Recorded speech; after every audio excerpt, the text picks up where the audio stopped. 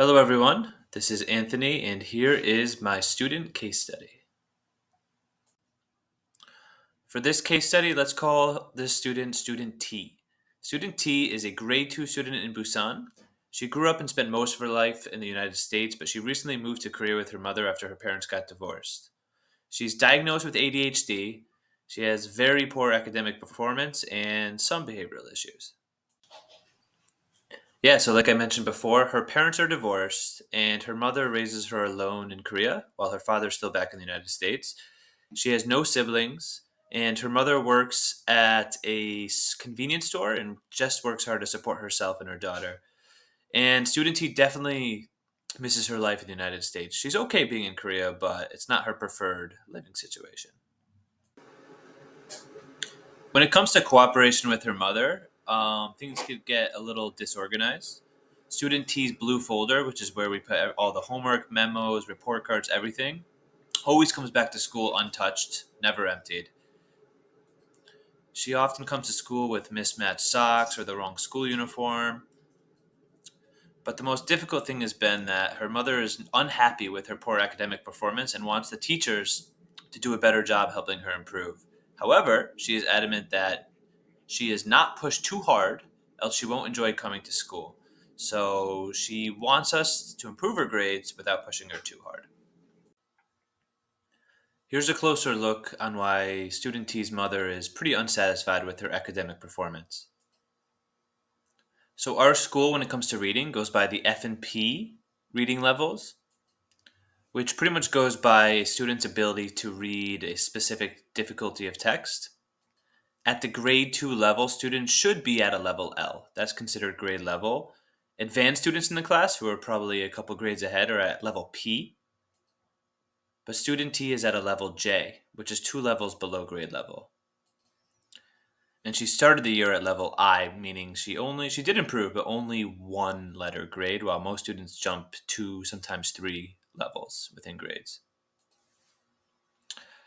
She does a little better in math, but again, she's still pretty far below grade level.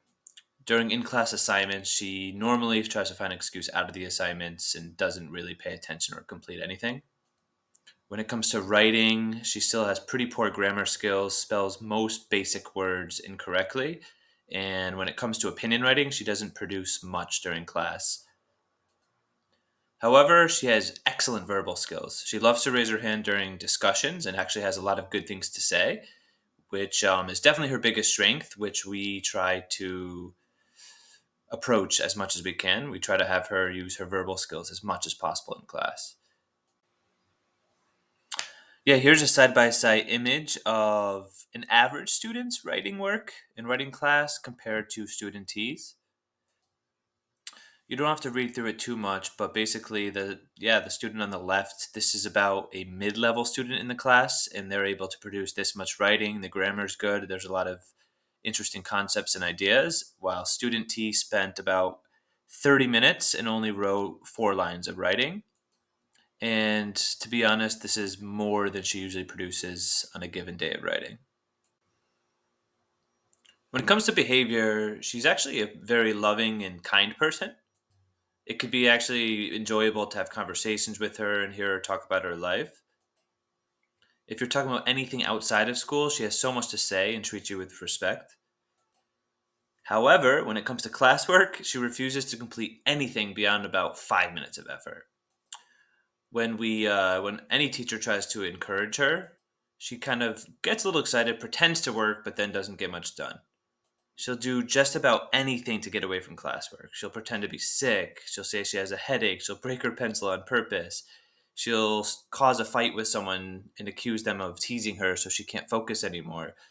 In one instance, she picked her nose so much that she started bleeding so she could go to the nurse. She'll literally do anything to stop working. As mentioned before, she has diagnosed ADHD, so she has trouble sitting still, but it's never really a problem or distraction for any of her classmates. They're actually very supportive of her and her situation. And yeah, her lack of sitting still is none of our worries, to be honest. In class, she does have a few friends. She gets along with students most of the time because, again, she's a really kind person and wants to get along with everybody. But Throughout almost every day, she has some kind of dispute with someone she doesn't like.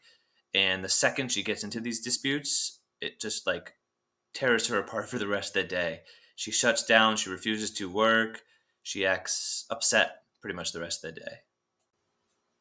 So before I started my clinical practice, the teacher and the faculty have done many things to try to address her lack of effort on academic anything. To start, because she has ADHD, she is on an IEP plan that includes the teachers, principal, counselor, and a school specialist who she meets twice a week. In class, she sits at the front of the classroom next to three classmates who she really gets along with. And yeah, she enjoys being next to them. She has an elastic chair band at the bottom of her chair that she can play with whenever she's feeling like she needs to move around her feet. She's often given movement breaks, brain breaks, and extended assignment deadlines if she can't finish the work on time. During reading and math class, she's given small group instruction with other students at her level from the school specialist or directly from me or the main teacher. So she's given a decent amount of extra time to understand new lessons and concepts.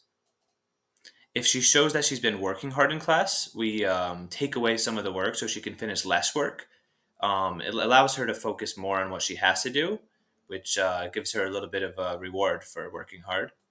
During group work, she's always grouped with friends to enhance her engagement. It definitely works. She's definitely more excited to work with people she likes, but it doesn't always improve her overall performance. She usually just copies her friends. And because she has great verbal skills, we give her lots of opportunities to show her understanding verbally instead of having to write things down, which gives her a more fair opportunity to represent herself.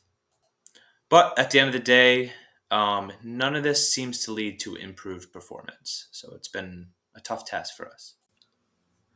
So I guess my question for everybody else is how can I motivate this student to take pride in academic improvement without pushing her too hard? Again, her mother is not okay with us pushing her too hard in class because she wants her daughter to enjoy school, which is fair. But how can we motivate the student to work harder without pushing her too hard?